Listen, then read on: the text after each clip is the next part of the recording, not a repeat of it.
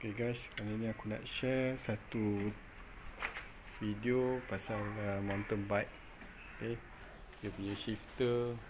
Kalau kau dah lama tak naik basikal ni kan, so nanti bila kau tekan shifter ni, so gear dia tak naik tau, dia stay je kat situ kan, dia maintain, tak pun dia start sampai kat sini, dia chain kat sini, dia tak boleh naik kalau dia nak turun.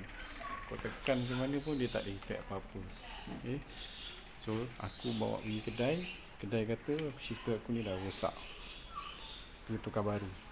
Okay, 2 kedai aku pergi.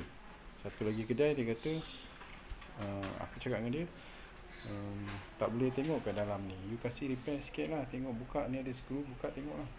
Oh, saya punya sifu tak ada ajar lah itu, dia ajar tukar saja. Aku tak apalah, dalam hati aku ok lah, tak apalah, saya bawa balik lah. So balik rumah, aku google sikit. Okay, tengok ada skru kat sini. Okay, ni skru lain sikit macam besar. Ni dua ni sama, ni lain, ni yang besar. Okay, lepas tu ada satu skru kecil sini. Buka skru ni, lepas tu cover ni korang buka.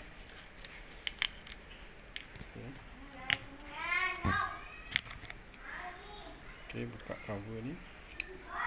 Okay, ni shifter dia. Okay, dia loose tau. Dia sebab apa tau? Sebab dia punya dalam ni grease dia dah keras tau. Dia dah keras. So bila kau tekan dia tak ada apa, dia tak ada effect. Kau punya gear kat belakang ni tak nak naik.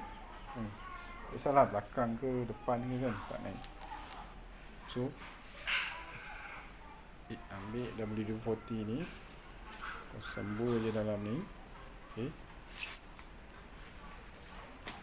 buat adjust bagi dia lembut.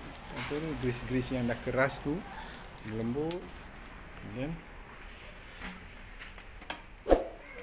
kau tengok nanti settle masalah. Basikal chain dia boleh naik, tak ada masalah. Sebelum ni chain aku tak boleh naik sampai atas tu. Okay, ni boleh. Sorry buat gambar ni gegar-gegar sebab aku satu tangan je pegang. Okay,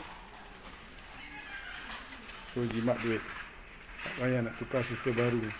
Zaman-zaman PKP ni kena jimat sikit lah. Okay, so nak pasang pun tak susah. Masukkan balik cover ni.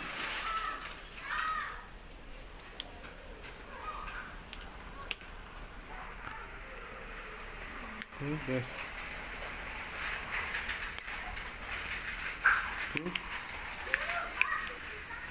Okay, pasang balik skru. Dah settle. Selamat duit untuk hari ni. Okay guys, tu saja aku nak share kali ni.